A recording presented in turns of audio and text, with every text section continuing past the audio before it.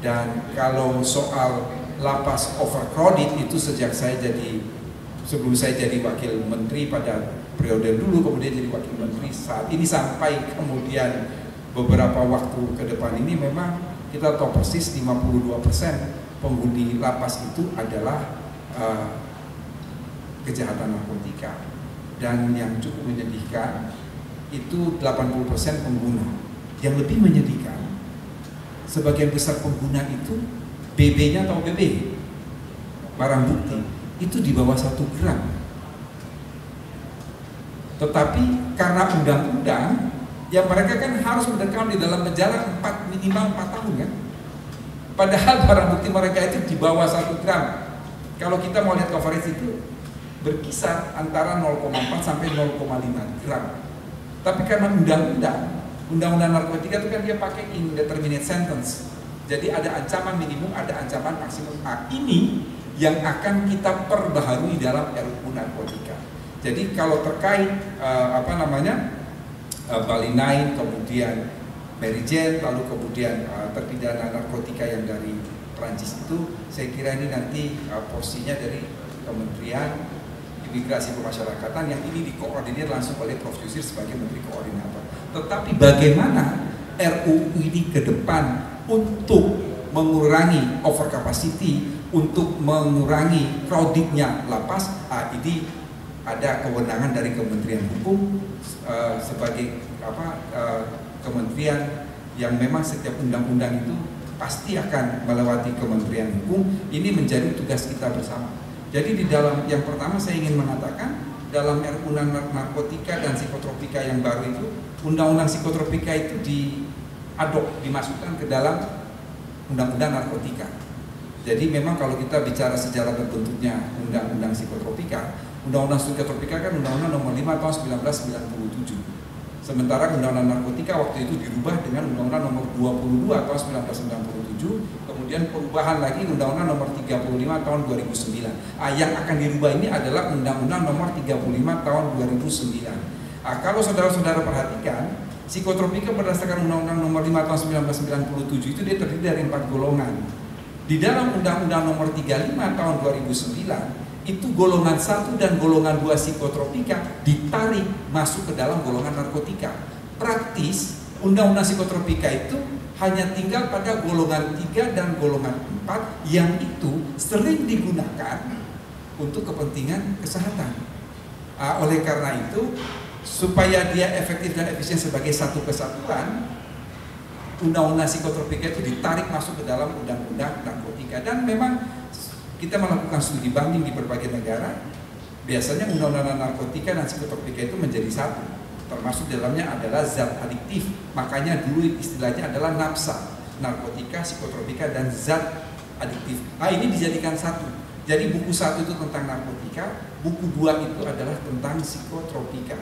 Apa yang baru di dalam RUU ini menjawab pertanyaan masyarakat, menjawab pertanyaan publik, dan teristimewa adalah menjawab pertanyaan rekan-rekan media. Jadi kita balik. Kalau dalam undang-undang narkotika yang lama, undang-undang nomor 35 tahun 2009, itu kan penegakan hukum. Baru kemudian nanti apakah dia direhabilitasi atau tidak menunggu proses lebih lanjut. Sekarang ini dibalik. Yang lebih dulu itu adalah rehabilitasinya dulu. Baru kemudian TAT, tim asesmen terpadu, ini dia yang akan memberikan penilaian apakah ini akan diproses secara hukum atau tindakan rehabilitasi. Tindakan itu apakah rawat inap atau rawat jalan, ini semua berada pada TAT. Tetapi nanti yang menjadi focal point diharapkan itu adalah Badan Narkotika Nasional. Karena kita tidak bisa menafikan keberadaan BNN itu. Narkotika ini dikatakan sebagai extraordinary crime. Dia memenuhi 7 kriteria. Salah satu kriterianya diperlukan lembaga khusus untuk menangani. Lembaga khusus yang menangani itu diberi kewenangan yang luas dengan hukum acara tertentu. Ini pun dia inline, saudara-saudara, dengan KUHP kita. Jadi KUHP Nasional Undang-Undang Nomor 1 Tahun 2023 yang akan berlaku pada tanggal 1 Januari 2026 itu jangan sampai salah paham. Sanksi di dalam KUHP itu tidak mesti pidana. sanksi di dalam KUHP itu ada dua, pidana dan tindakan. Di dalam RUU narkotika ini terhadap pengguna itu tidak dikenakan pidana melainkan tindakan, tetapi ada syarat-syarat berdasarkan RUU yang sedang digodok oleh pemerintah dan DPR. Jadi di sini peran TAT menjadi penting untuk menjustifikasi apakah ini diproses hukum ataukah tidak. Kalau ini rehabilitasi, apakah dia perlu rawat inap ataukah tidak, ataukah dia cukup rawat jalan. Tetapi ini membutuhkan kolaborasi dari semua dalam pengertian. Mengapa BNN harus diperkuat? Karena BNN ini punya jaringan sampai ke provinsi yang namanya BNP, Badan Narkotika Provinsi. Dan kalau pengguna semua itu direhabilitasi, Lido tempat rehabilitasi tidak akan mungkin cukup.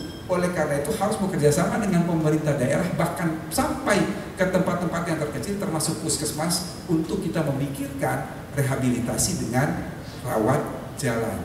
Oleh karena itu kita akan, karena interdisipliner, artinya ini adalah kerjasama dan suatu kolaborasi yang sinergi, ya kita tentunya dengan Kementerian Kesehatan, dengan dengan BNN, dan juga dengan Kementerian Hukum. Jadi ada new hope terkait RUU narkotika ini dengan persoalan gramasi. Nanti kita akan melihat bahwa memang ya kalau dalam studi kejahatan itu kan yang namanya pengguna narkotika adalah criminal without the victim, kejahatan tanpa korban atau victimless. Jadi memang inline dengan apa yang ada dalam KUHP, bagaimana mengurangi overcrowding di dalam pemasyarakatan. Ini kita akan merancang undang-undang narkotika yang kita tentunya merujuk kepada berbagai konvensi internasional terkait drugs, dan di situ pun sudah ada resolusi PBB yang terakhir tahun 2024, itu dia memperhatikan aspek kesehatan. Jadi dia lebih pada bagaimana mengobati orang yang kecanduan narkotika itu daripada menghukum atau memenjarakan. Karena ada studi yang dilakukan oleh teman-teman ICGR itu sangat menarik, dan kita lalu kemudian terperanjat ketika mendengar hasil studi itu, bahwa banyak sekali justru ketika mereka dipidana itu tidak lebih baik. Berarti kan pidana ini bukan jalan yang baik untuk memberikan deterrent effect bagi para pengguna narkotika.